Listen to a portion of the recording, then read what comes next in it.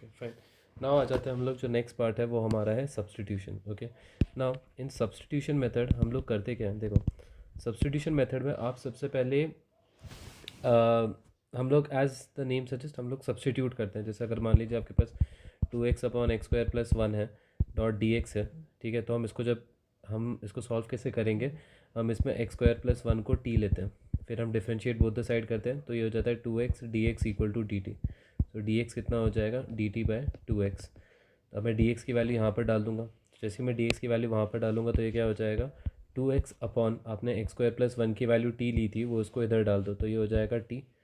Okay तो यहाँ पर t आ गया और dx की जगह पे क्या हो जाएगा, dt/2x। तो आपका ये और ये कट हो गया, तो आपके पास बचा क्या, इंटीग्रेशन ऑफ 1/t बचा। अभी मैंने आपको लास्ट इसमें बताया था 1/t का इंटीग्रेशन होता है log t, तो यहाँ पर ये हो जाएगा integration of log 1/t is log t, और t का वैल्यू कितना है, x² + 1 है, तो log x² + 1।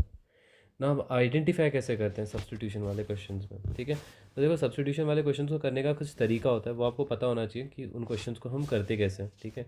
जैसे मैं आपको एक एग्जांपल बताता हूँ। मान लीजिए कभी भी अगर आपको सब्सटीट्यूशन में आपको अगर कहीं पे भी दिखाई दे रहा है कि कोई एक फंक्शन है और उसका डेरिवेटिव है साथ में, जैसे अगर मान लीजिए फॉर एग्जांपल मान लीजिए इंटीग्रेशन 2x cos x² है, मान लीजिए आपको इसको इंटीग्रेट करना है, तो यहाँ पर आप देख सकते हो कि आपको देखो सब्सटीट्यूशन में आप ये देखो कि कोई एक फंक्शन है उधर और उसी फंक्शन में f' भी है, तो there is a very high probability कि वहाँ पर हम सब्सटीट्यूशन यूज़ करेंगे। जैसे आप यहाँ पर देखिए इस क्वेश्चन में अगर आप देखेंगे तो ये x² है, x² का डिफ्रेंशिएशन क्या होता है, 2x होता है, दैट मीन्स यहाँ पर सब्सटीट्यूशन लगेगा। तो कैसे करेंगे, हम x² को t ले लेंगे, तो 2x dx = dt हो जाएगा। अब उसको उधर पुट करेंगे तो क्या होगा, 2x cos t, dx की जगह पे हम पुट कर देंगे dt/2x, तो ये और ये कैंसिल हो जाएगा, तो बचा क्या, cos t बचा डॉट dt। cos t का इंटीग्रेशन क्या होता है, माइनस साइन t और प्लस c, और t का वैल्यू फिर एंड में पुट कर देना, which is -sin x² + c। ये होगा आपका आंसर। ओके, तो सब्सटीट्यूशन के क्वेश्चन को हम ऐसे आइडेंटिफाई करते हैं। जैसे अगर मान लीजिए फॉर एग्जांपल, तो ये एक ऐसा हो गया। अब मान लीजिए अगर ओके मान लीजिए अगर आपके पास कंपोजिट फंक्शन है, कंपोजिट फंक्शन है मतलब जैसे मान लीजिए एक फंक्शन के अंदर लीनियर फंक्शन है। जैसे फॉर एग्जांपल मान लीजिए ऐसा है आपके पास रूट 5x - 1 है और इसको आपको इंटीग्रेट करना। तो ऐसे टाइप के क्वेश्चन में अगर आप देखोगे तो आप बोलोगे ओके, मैंने तो बोला था कि तुम्हें एक f(x) होना चाहिए और f' होना चाहिए, बट यहाँ पर ना ही f(x) है ना ही f' है यहाँ पर।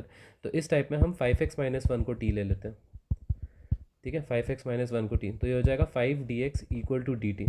तो dx की जगह पे dt/5 आ गया, इसको इधर पुट करोगे तो क्या होगा, √t डॉट dt/5, 1/5 को बाहर ले लो, integration of t⁻1/2 dot dt, तो 1/5 t⁻1/2 का इंटीग्रेशन क्या होता है, t⁻3/2/3/2 + c, so that's 2/5 t⁻3/2/3 + c, और t का वैल्यू एंड में पुट कर देना तो आपका आंसर आ जाएगा।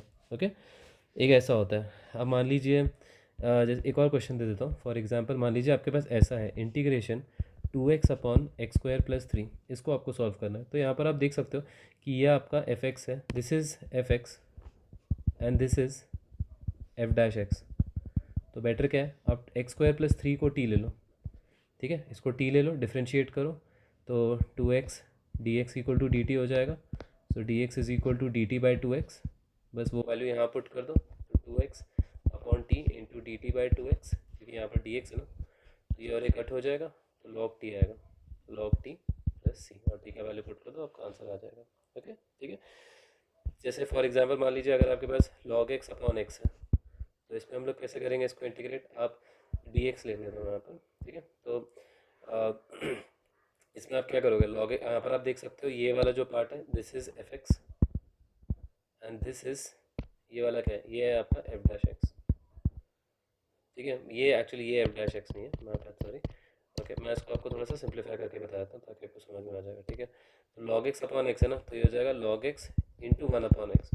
तो यहाँ पर आप देख सकते हो ये है आपका f(x) और ये है आपका f'(x), बस। तो इसमें आपको क्या करना है, अब log x को t ले लो और सिंप्लीफाई करो, you will get the answer. Okay, ठीक है।